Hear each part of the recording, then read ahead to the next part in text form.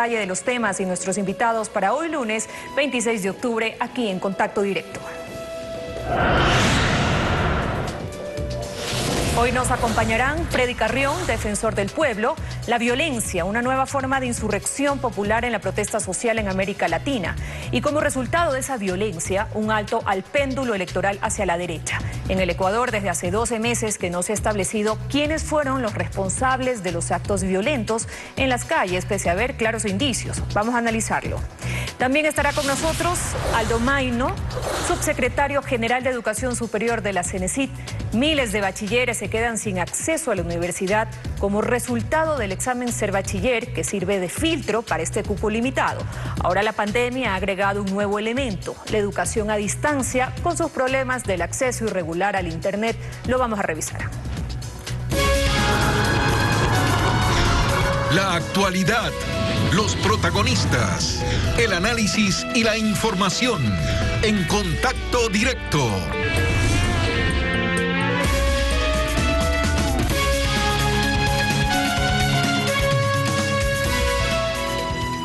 Y como antecedente de la violencia en la protesta social tenemos a la implicación de gobiernos de izquierda en la difusión de la corrupción en 12 países de la región, cada uno enfrentando a su manera el fenómeno. En el Ecuador, la cooperación eficaz de Odebrecht fue arreglada por los fiscales de los involucrados y ahora tenemos el hecho histórico e inédito del incendio en el edificio de la Contraloría donde reposaban las pruebas de la corrupción. Pero la violencia genera violencia y han pasado 12 meses sin que la justicia determine a los responsables entre los manifestantes ni tampoco entre la fuerza pública. Freddy Carrión, defensor del pueblo, buenos días y bienvenido a Contacto Directo. Lenin, buenos días y un saludo afectuoso también a quienes se encuentran sintonizando Ecuavisa. La CIDH determinó en su visita y luego de una observación in situ que la Administración de Justicia debía investigar y establecer a los responsables de la violencia. ¿En qué estado se encuentra esa investigación judicial que sin dudas era pertinente? No solo pertinente, Lenin, sino que además muy necesaria, sobre todo para el país. En estos momentos el país necesita verdad. Verdad y justicia sobre lo que pasó en el mes de octubre, indudablemente respecto de las personas que cometieron actos violentos y que sobre la base de eso se necesita procesos de investigación, pero sobre todo de sanción sobre lo que hicieron. Y de la misma manera, frente a la fuerza pública, frente a las personas que fallecieron víctimas de la acción violenta de la fuerza pública, de los heridos, de los miles de heridos y obviamente de las aprehensiones y afectaciones a los derechos de la libertad. Ese es un reclamo que se presenta, exige el pueblo ecuatoriano para que las autoridades judiciales, en este caso Fiscalía General del Estado, que tiene la responsabilidad de investigar y llegar a determinar la responsabilidad de aquellos que cometieron los actos violentos, los actos obviamente de destrucción de propiedad pública y privada, los saqueos indudables que se cometieron en las ciudades de Quito y Guayaquil, pero de la misma manera, insisto, y esto todavía no existe un avance en la investigación sobre la responsabilidad del uso excesivo de la fuerza frente a las protestas sociales. Usted dice hay que investigar a los violentos y aquí deja bastante claro un aspecto, porque existe la impresión de que la Defensoría del Pueblo solamente exige investigación y sanción para la violencia de la fuerza pública y que no opera de la misma manera, con la misma intensidad, quizás con la misma pasión en contra de aquellos que cometieron violencia contra personas, propiedad pública y privada, empresas y conglomerados, situación que ocurrió durante esos días y de la que todos fuimos unos testigos y otros víctimas. No, en lo absoluto. Como Defensoría del Pueblo somos la institución nacional de derechos humanos. Cuando existen actos delictivos como los que se cometieron en el mes de octubre, por supuesto que existen instituciones como la Fiscalía General del Estado y la propia función judicial la que debe determinar la responsabilidad y sanción. Aquí lo que nosotros hemos insistido es que se deben investigar cuando el Estado, que tiene una obligación de proteger y garantizar los derechos humanos, los vulnera. en este caso específico, con el uso excesivo de la fuerza que provocó personas que hayan fallecido, personas que hayan perdido un ojo, más de una veintena de personas que se encuentran con lesiones permanentes y obviamente las afectaciones al derecho a la libertad cuando hubieron detenciones masivas en lugares no autorizados, y en eso hemos insistido que debe ser la responsabilidad del Estado, que además tiene una responsabilidad con sus ciudadanos por temas constitucionales, pero sobre todo a nivel internacional, cuando el Estado es garante, cuando el Estado ha suscrito convenios e instrumentos internacionales. Por ende, nuestra función es que de la misma manera que se investiga a los que cometieron actos delictivos, en donde necesitamos verdad, justicia, sanción, de la misma manera aquellos actos de uso excesivo de la fuerza que provocaron muerte, heridas y violaciones a los derechos humanos. Precisamente en el caso de la violencia de la fuerza pública o del uso excesivo de la fuerza, como se lo quiera llamar, se detectó que en varios países se utilizaron las bombas lacrimógenas, que no son armas letales, pero que se disparaban contra el cuerpo de los manifestantes y que éstas terminaban impactando en el rostro de ellos, provocando, no en pocos casos, que ellos perdieran sus ojos. Esto se repitió en todos los países donde intervino la fuerza pública. Sin embargo, queda pendiente declarar o aclarar un hecho histórico, que es la quema de la Contraloría y sus archivos que directamente beneficiaban a los corruptos. En la Defensoría del Pueblo o en la Administración de Justicia, ¿se ha abierto algún proceso investigativo al respecto? Hay dos temas, Lenin, que es necesario y fundamental para el país aclararlos. El primero es que la propia Fiscalía se encuentra con más de 800 procesos iniciados bajo su competencia. Muchos de ellos, cerca de 570 aproximadamente, se encuentran en etapa previa en una investigación, y la mayoría de ellos con procesos de investigación, con procesos de instrucción, algunos ya con sentencia, otros archivados, otros con sentencias absolutorias o condenatorias, pero es importante mencionar que hay aproximadamente 800 procesos. De ellos, el de incendio a la Contraloría se encuentra en una etapa de formulación de cargos. No olvidemos que primero, en un inicio, fueron acusadas 27 personas por terrorismos, luego se hizo una reformulación de cargos, ahora es por paralización de servicios, por sabotaje, por destrucción de registros. De ellos, todos se encuentran en libertad con medidas alternativas a la prisión preventiva, y de eso indudablemente se exige la mayor celeridad y el debido proceso, a fin de que podamos tener claridad de quiénes cometieron ese tipo de actos delictivos y obviamente su responsabilidad. Como Defensoría del Pueblo, nuestra función se enmarca en la vigilancia del debido proceso. Estamos haciendo una vigilancia que nos permita, obviamente, bajo el marco constitucional, que las personas sean juzgadas y procesadas en función de lo que establece la Constitución. Pero uno de los aspectos fundamentales es justamente esta vulneración de los derechos. Mire que en el caso del proceso penal del incendio contra la Contraloría se declaró la nulidad. El marzo del 2020 se declaró la nulidad con fecha de diciembre del 2019, es decir, que hay que volver a realizar todos los trámites o las diligencias a efectos de subsanar un hecho fundamental, que es el informe intercultural, una pericia intercultural, porque dado que se encontraban indígenas siendo procesados. ¿A qué voy con esto? Que indudablemente debemos proceder bajo el marco legal. Lo mejor que le puede pasar al país es que las personas que sean responsables sean sometidas a un proceso justo y debido que garantice la justicia, por supuesto, de la propia decisión judicial. Ahora, de las observaciones, de los acompañamientos que ustedes realizan, ¿se podría determinar quizás que la investigación de la justicia sobre el uso excesivo de la fuerza se ha visto obstruida de alguna manera y es por eso que aún se encuentra pendiente?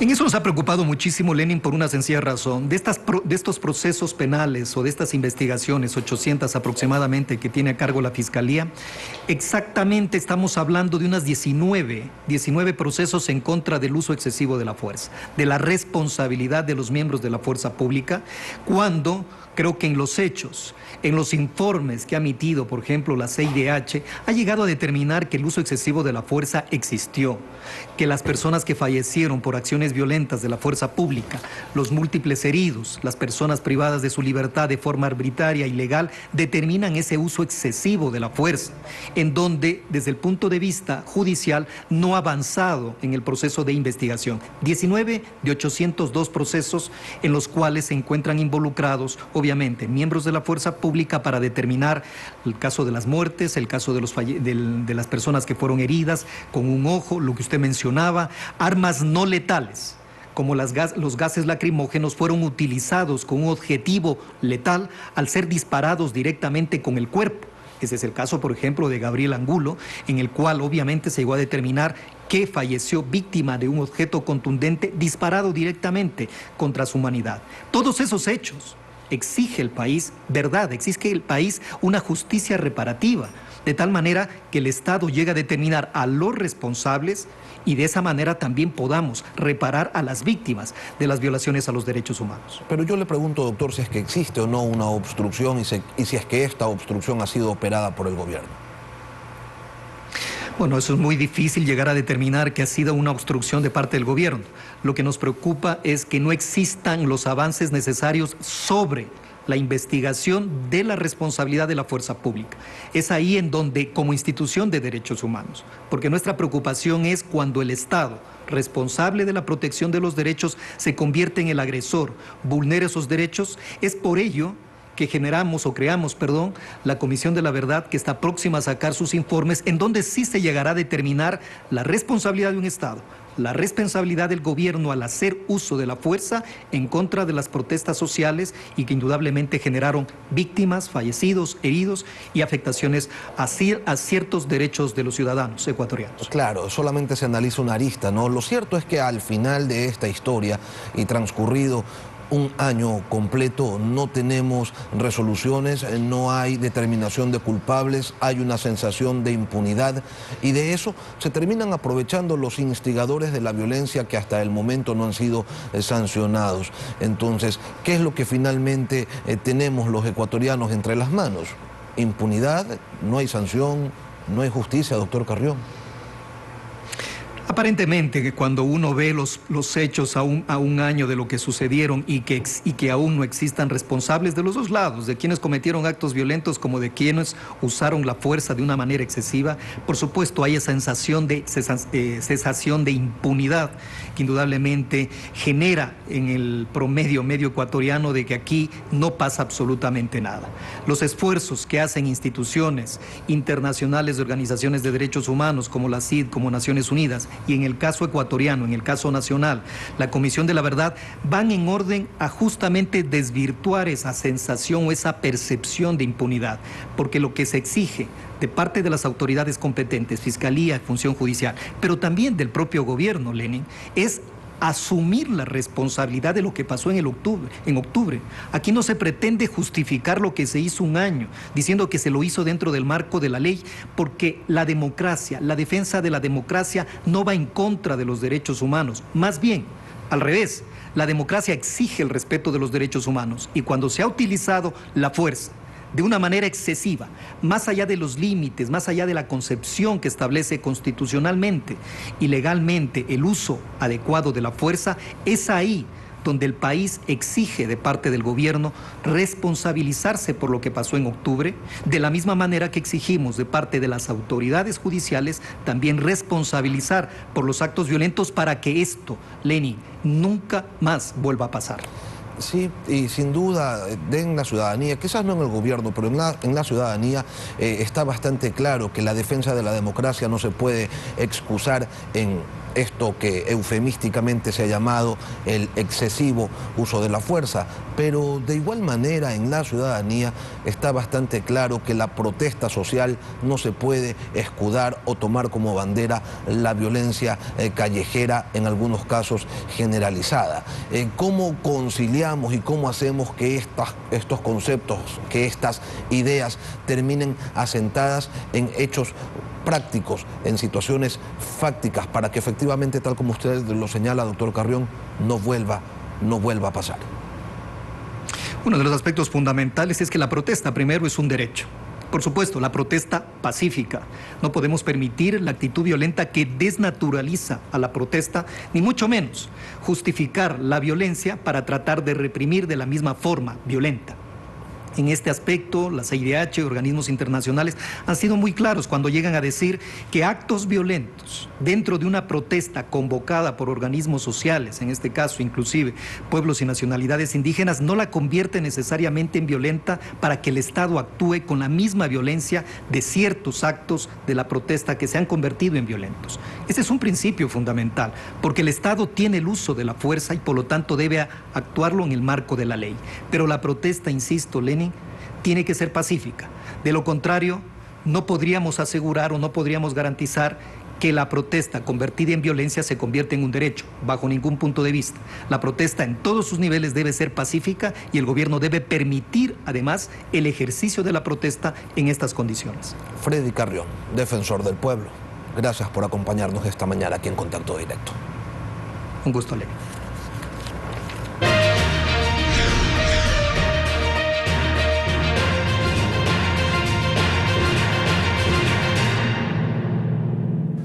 Una nueva forma de insurrección popular se ha establecido en América Latina con la violencia en la protesta social, especialmente en Chile y Colombia, y esto amenaza contaminar la campaña electoral en el Ecuador. Alfredo, buenos días. Buen día, Denise. Buenos días a todos. La contaminación se está haciendo evidente en el Ecuador desde el año pasado con la destrucción del edificio de Contraloría y sus archivos, lo cual no es, tal cual está visto, lucha contra la impunidad, que no es exclusiva del Ecuador, sino que brotó en una docena de países de América Latina por delaciones de Marcelo Odebrecht, dueño de principal empresa constructora de la región, y 70 ejecutivos de la compañía, comprometiendo a varios presidentes de la República. Uno optó por el suicidio porque era muy amado por el pueblo.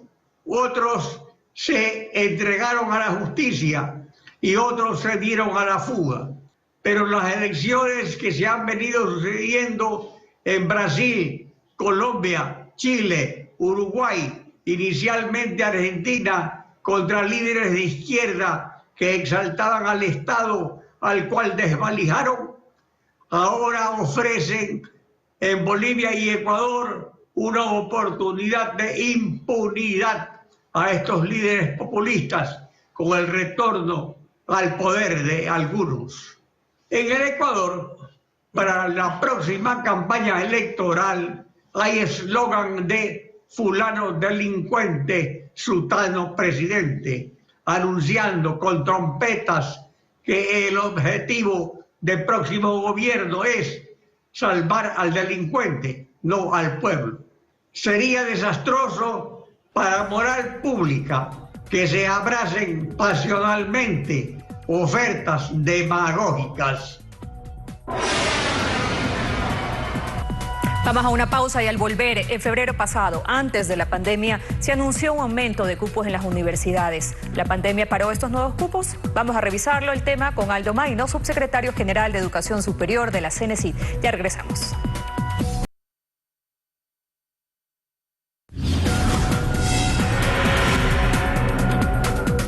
Justo antes de la pandemia estuvo abierto un debate nacional sobre la falta de un 60% de acceso a las universidades y aparentemente se habían encontrado fórmulas paliativas.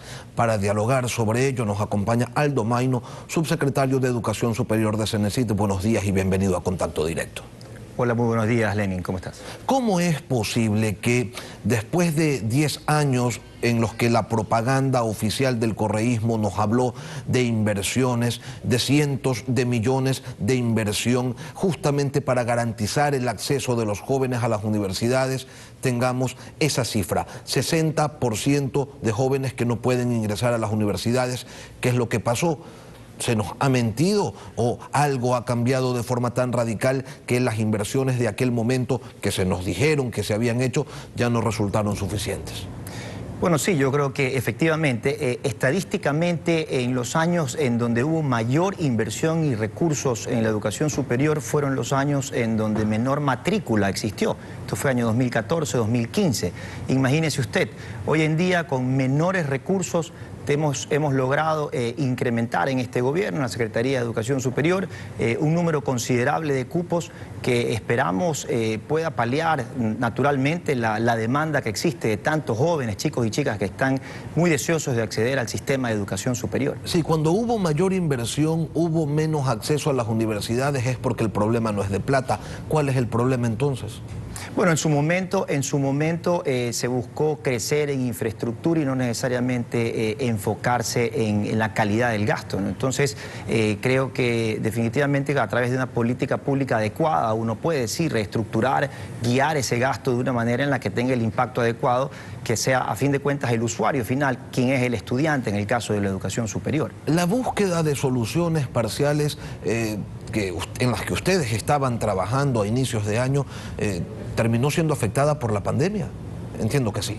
Bueno, amenazada por sobre todo, definitivamente. Recordemos que en el mes de marzo, cuando arrancó la pandemia, al menos en el Ecuador, de manera fuerte, las instituciones de educación superior, el sistema de educación superior iniciaba sus clases, su primer semestre del año a nivel nacional, en el mes de abril, algunas mayo, inclusive. Sin embargo, hubo una adaptación muy rápida, una reacción del sistema de educación superior realmente importante y se logró adaptar el modelo para poder arrancar las clases tanto en abril como en mayo. Muy pocas tuvieron que diferir en algo, algunas semanas el inicio, pero sin embargo se logró arrancar. La educación superior continúa y va a seguir en el Ecuador y mucho mejor con distintas modalidades y carreras que vamos a poder nosotros ofertar desde el sector público como privado, por supuesto. ¿Cuál es el porcentaje de acceso a las universidades al día de hoy? El porcentaje de acceso a las universidades hoy en día tenemos alrededor del 55-60%. Es decir, hay un problema bastante serio todavía. En febrero se había establecido que el examen Ser Bachiller era un filtro, quizás un obstáculo para este acceso a la universidad superior, pero se dijo que se iba a mantener el examen modificándolo en el sentido de que se refieran a materias que hubieran sido estudiadas, que hayan sido estudiadas por los bachilleres. No existe. ¿Para cuándo se planifica tomar los próximos exámenes Ser Bachiller? A ver, efectivamente el examen Ser Bachiller fue eliminado, no va más el examen Ser Bachiller. Hubieron muchos problemas en este examen, no entraremos en tanto detalle ahora por tiempo, pero el examen fue eliminado. Nosotros a partir de esta última toma del examen, que fue en este mismo mes de octubre, se lanzó un nuevo examen que fue 100% en línea, un examen de acceso a la educación superior exclusivo para educación superior, ya no solamente para graduarse del colegio y para la educación superior, sino enfocado a la educación superior, de tal manera que los estudiantes puedan concentrarse para poder rendir el examen y poder aplicar luego. Es el examen que se tomó en los últimos 3 días, del 22 al 25 de octubre. ¿Cuántas personas lo rindieron y cuáles son los resultados? Lo rindieron unas semanas antes, pero el examen lo rindieron cerca de 156.000 personas, por ejemplo, que logramos adaptarlas a una modalidad en línea de una manera muy exitosa y considero que ha sido un proceso realmente transparente y pertinente, que son los dos indicadores más importantes que nosotros nos hemos enfocado. Y de ese universo, ¿cómo están los resultados? Porque el problema con el examen Ser Bachiller es que, claro, lo daban todos, pero lo aprobaban pocos. Con este examen en línea, ¿qué pasó? Este no es un examen de aprobar o de desaprobar, es un examen que puntúa y se combina con la trayectoria académica de los estudiantes. Esto es importante porque el colegio también viene siendo importante para poder acceder. No es que solamente se juega uno el acceso en un solo examen de acceso a la educación superior. El 40% de la trayectoria académica pesa. Entonces, si uno es un buen estudiante durante clase en el colegio, va a tener ya el 40% del espacio ganado. A contrario census, si es que no necesariamente ha sido tan bueno, pues va a tener que enfocarse más en el examen, que tiene un peso del 60%. Entonces, creemos que este examen ha sido una manera mucho más ágil y mucho más pertinente y transparente para buscar el acceso a la educación superior. La pandemia determinó que se suspenda la educación presencial también en los centros de educación superior y ahora se advierte un restablecimiento parcial. ¿En todos los planteles o se va a ir de a poco? No, se va a ir de a poco, naturalmente. Esto es un proceso voluntario. Hay algunas instituciones que han presentado sus proyectos y sus planes y protocolos para poder empezar ya a arrancar clases. Recordemos que tuvimos en su momento la posibilidad inclusive de pensar de no tener clases presenciales por un buen tiempo. Hoy en día se está retomando, sin embargo, en general el sistema se ha preparado, está preparado, ha reaccionado de una manera muy positiva para poder continuar este proceso de educación en línea, adaptado, un método, un modelo presencial adaptado a un modelo en línea, en lo que hoy ha sido el movimiento en línea más grande de la historia de la educación a nivel mundial. La interrupción de la educación superior pública, sumada a los problemas económicos de las familias ecuatorianas, ¿cómo ha terminado afectando el problema de la falta de acceso de los bachilleres a las universidades? No, el acceso a las universidades ha aumentado significativamente. También, obviamente, la demanda siempre ha sido mayor que la oferta. Sin embargo, creemos que el número de estudiantes que hoy está en el sistema de educación superior logra ser un número importante y creemos que va a ser un aporte y son un aporte importante para sus familias. Es decir, que esa realidad que se evidencia en la educación básica, en donde hay un porcentaje importante de deserción debido precisamente a la pandemia y a problemas económicos, ¿no se ve reflejado en la educación superior? No de esa manera, no de esa manera. La educación superior ha podido reaccionar a través de las instituciones de educación superior, universidades con su autonomía también han podido ejecutar algunos planes a través de política pública. Inclusive se generaron ayudas económicas que permitieron a las universidades utilizar fondos de ayudas económicas para estudiantes que pueden ahora utilizarlos también para conectividad, que definitivamente creo que es, dentro de varios indicadores en una situación como esta, seguramente el más importante. Sí, y esos problemas de conectividad han sido abordados en la mayoría de los casos de forma eficiente por los centros de educación superior. Sin embargo, esos problemas de conectividad se mantienen dentro de los estudiantes, y tomando en cuenta que la educación a distancia necesita de manera urgente de este tipo de insumos, internet, implementos tecnológicos, la situación se plantea grave. ¿Cuál es la realidad en ese sentido? Bueno, las universidades y los institutos tecnológicos, de hecho, han podido ofrecer distintos métodos para poder conectarse a las clases. Recordemos inclusive que del grupo etario entre 16 y 24 años de edad, que son los chicos más jóvenes que están justo en la edad de ir a la educación superior, son los que mayoritariamente tienen hoy en día un teléfono celular inteligente o conexión con internet que la pueden inclusive pasar a la computadora. Así que los porcentajes de deserción existe siempre, prepandemia y pospandemia, es un efecto natural. Existe la deserción natural y la no natural, por supuesto, pero los porcentajes de deserción se han mantenido bastante estables, estadísticamente normales, así que creo que los estudiantes también han hecho un gran esfuerzo, sus familias y las instituciones de educación superior, para que ellos puedan continuar sus estudios. ¿Y qué tanto ha terminado afectando el tema de los recortes presupuestarios? Finalmente, ¿a cuánto ascienden? Bueno, hemos trabajado con las instituciones de educación superior que se les redistribuyó de alguna manera estos recursos. Esto es un tema que ya pasó y ya se lo ha trabajado en conjunto con el Ministerio de Finanzas, y se ha reclasificado algunas cuentas, partidas que permitan reutilizar ciertos rubros que de alguna manera garanticen la sostenibilidad y la operación de cada una de estas instituciones. Tanto es así que hoy en día tenemos cupos que se están ofreciendo y tenemos educación superior en marcha y de calidad operando en el país. Aldo Mayno, subsecretario general de Educación Superior, gracias por acompañarnos esta mañana aquí en Contacto Directo. Una pausa y volvemos.